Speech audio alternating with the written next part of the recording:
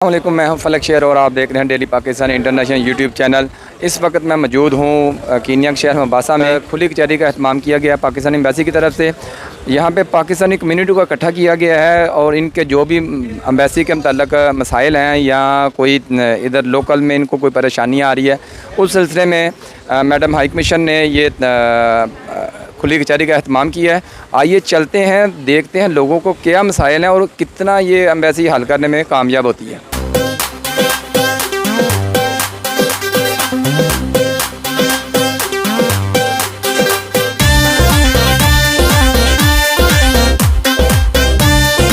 बिस्मिल्लाहिर्रहमानिर्रहीम। अलम नशरह लक सदरक व वज़अना अन्क विज़रक अल्लज़ी अन्क़ज़ ज़हरक व रफ़अना लक ज़िक्रक फ़इन्न मअल उसरि युस्रा इन्न मअल उसरि युस्रा फ़इज़ा फ़रग़त फ़ंसब व इला रब्बिका फ़रग़ब। मैं overseas Pakistani global foundation Africa के प्लेटफार्म से पाकिस्तान नेवी के अफसरान, कमोडोर साहब, पाकिस्तानी हाई कमिश्नर साहब और उनकी सारी टीम और पाकिस्तानी कम्युनिटी जो मोम्बासा में है, उन सब को वेलकम करता हूँ। हमने तीसरी गैदरिंग है जो कोविड में हम कर रहे हैं और तकरीब कर रहे हैं। और इसके अंदर सबसे पहले ये है कि आपसे मुलाकात भी हो गई है और आपसे बातचीत भी, गुफ्तगू भी करेंगे। और जो अहम तरीन चीज़ ये है कि हमारी नेवी की शिप यहाँ आई हुई है खैर सगाली के दौरे पे। उनके कमांडर साहब भी यहाँ हैं, हमारे डिफेंस अटैचे जो प्रिटोरिया में है वो भी यहाँ हैं, कमर्शियल काउंसलर भी हैं। और उनके लिए एक तरह से हमने ये एक आपके साथ एक मुलाकात का मौका रखा है और एक वेलकमिंग किस्म की तकरीब का इंतज़ाम किया है।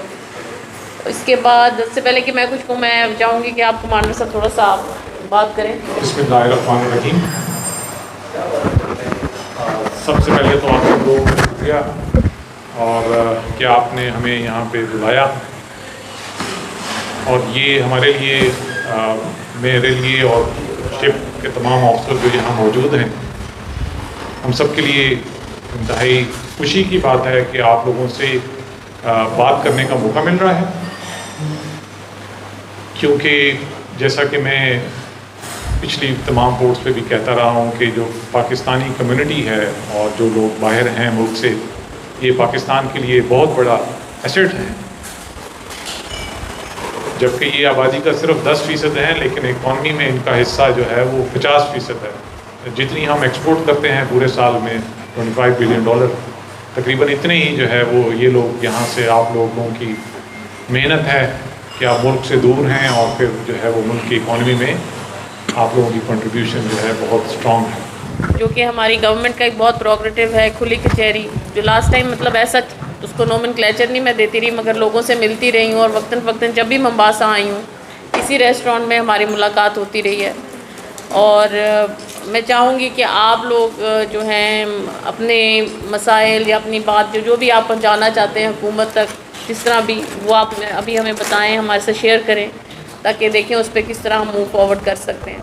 मेरा नाम मोहम्मद फ़याज़ मुग़ल है और मेरी शिकायत ये थी कि मैंने अक्टूबर में इन्हीं के कहने पे ऑनलाइन पासपोर्ट जो है ना वो अप्लाई किया था, लेकिन अभी तक मुझे उसका कोई फ़ीडबैक नहीं आया।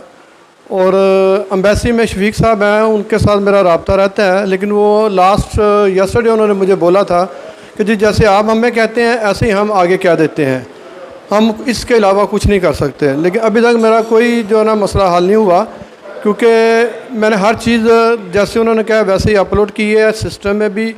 फिर पाकिस्तान से मुझे 4 दफ़ा ईमेल भी आई है और मैंने 4 दफ़ा उनको रिप्लाई किया है, दोबारा अपने हर डॉक्यूमेंट स्कैन करके उनको भेजे हैं, लेकिन अभी तक मुझे कोई रिस्पांस नहीं मिला। मेरा नाम काशिफ सिद्दीकी है और मुझे मैडम को ये शिकायत क्या एक जो प्रॉब्लम है वो मुझे बतानी है कि जब कराची एयरपोर्ट से हम कीनिया के लिए आते हैं और कीनियन गवर्नमेंट हमें वीज़ा भी प्रोवाइड करती है और हमारे पास OK2 बोर्ड का टिकट भी होता है और वो ticket with in a month हमारा रिटर्न भी होता है, फिर भी वहाँ पे जो FIA और इमिग्रेशन है वो हमें चढ़ने नहीं देती है।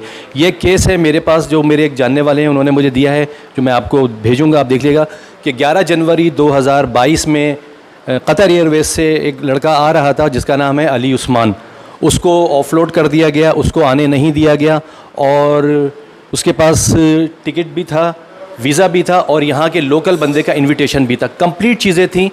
गवर्नमेंट ऑफ कीनिया उसको आने दे रही है, उसको वीज़ा दे रही है, लेकिन हमारे पाकिस्तान वाले उसको चढ़ने नहीं दे रहे हैं कीनिया के लिए। हाई कमीशन ऑफ पाकिस्तान से रिक्वेस्ट करता हूँ कि इन चीज़ों को थोड़ा सा देखा जाए और जो इश्यूज़ हैं उसको हमारे सॉल्व किया जाए, क्योंकि ये सिर्फ एक कराची एयरपोर्ट नहीं, ये पिछले दिनों सियालकोट एयरपोर्ट पे भी ये वाक़या हुआ था, जो यहाँ पर एक साहब आए थे उनके साथ भी ये प्रॉब्लम हुई थी। फिर इसी तरह लाहौर एयरपोर्ट पे भी ये हुआ है। तो काइंडली ये थोड़ी सी चीज़ों के लिए हमारे लिए बेहतरी की जाए। सर पे जो बांध कफन को इमरान तो जब से आया, सर पे जो बांध कफन को इमरान तो जब से आया, तहरीक चला के तूने नाअहल जो इनको कराया। इंसाफ करा जब लाना है, इस मुल्क को तूने बचाना है। इंसाफ करा जब लाना है, इस मुल्क को तूने बचाना है। सोया फिर अज़म जगाना है, कप्तान तूने आना है, इस बार तूने आना है, इमरान तूने आना है।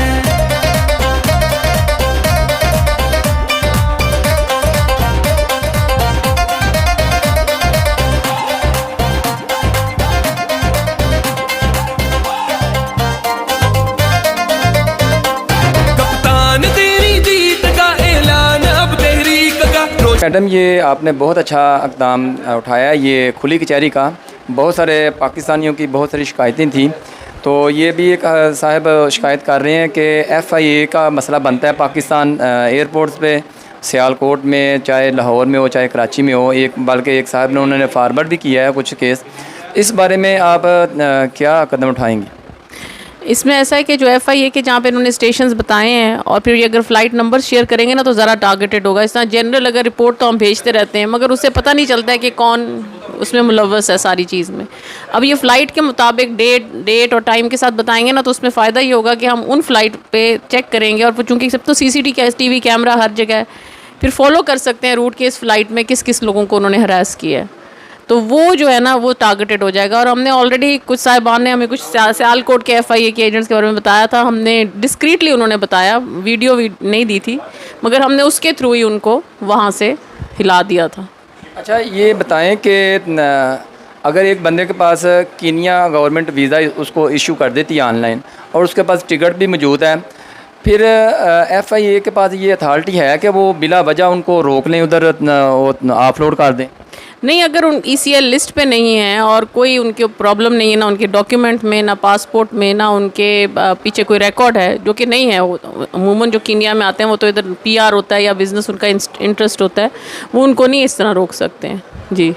तो एक साहब वो शिकायत कर रहे हैं कि ऑनलाइन उन्होंने पासपोर्ट अप्लाई किया था, उसमें कुछ इश्यू आ रहे हैं। वो रेगुलर हर बंदे के साथ आ रहा है या ये इनका ही कोई प्रॉब्लम बनी है? ये नहीं, प्रॉब्लम इनकी है, मेरा ख्याल है वो कोई पिक्सल्स और स्कैनिंग का इशू है जिसकी वजह से वो हो रहा है। और कई दफ़ा ऐसा होता है कि एक दफ़ा वो एरर चला जाए ना तो फिर वो रिपीट होता जाता है उस सिस्टम के अंदर। ये कॉमन नहीं है मगर ऑफ एंड ऑन हो जाता है ऑनलाइन लोगों का। तो उनको जितने दूसरे भी हैं उनको हम कहते हैं या तो फ़ोन पे उनसे बात करके रिजॉल्व कर देते हैं, मगर जिस तरह इनका स्कैनिंग का इशू है तो इनको मैंने कहा है कि आप नायरोबी आ जाएँ, वहाँ पर उनका करके तो कर देंगे। क्योंकि एक दफ़ा वो एरर आ जाए ना फिर वो उसी कंप्यूटर पर फिर वो शो होता रहता है, क्योंकि ये तो मैकेनाइज चीज़ है ना, तो इस तरह मसला होता है कभी कभी, मगर ये रिज़ॉल्व हो जाता है जी। जितने भी हमारे व्यूवर देख रहे हैं इस वीडियो को, वो जब भी ऑनलाइन अपना वीज़ा अप्लाई करें, उनकी एक तो पिक्चर जो है उसकी बैकग्राउंड वो ठीक होनी चाहिए, दूसरा उनके दोनों कान नज़र आने चाहिए उस पिक्चर में, और PDF फाइल आपने वो सबमिट करनी है। अगर किसी भी डॉक्यूमेंट में वो एरर आ जाए तो वो ये प्रॉब्लम हो सकती है आपको। अदरवाइज़ ये पिक्सल सही होने चाहिए, 600 समथिंग होते हैं, वो पिक्सल भी सही होने चाहिए। जो स्कैनिंग का है ना मशीन, उसके अंदर वो उतनी हाई इंटेंसिटी होनी चाहिए उसमें। और आपकी पिक्चर के जो पिक्सल हैं वो भी हाई रेजोल्यूशन होनी चाहिए। ये लो रेजोल्यूशन होगी तो वो उसकी भी प्रॉब्लम आ जाती है।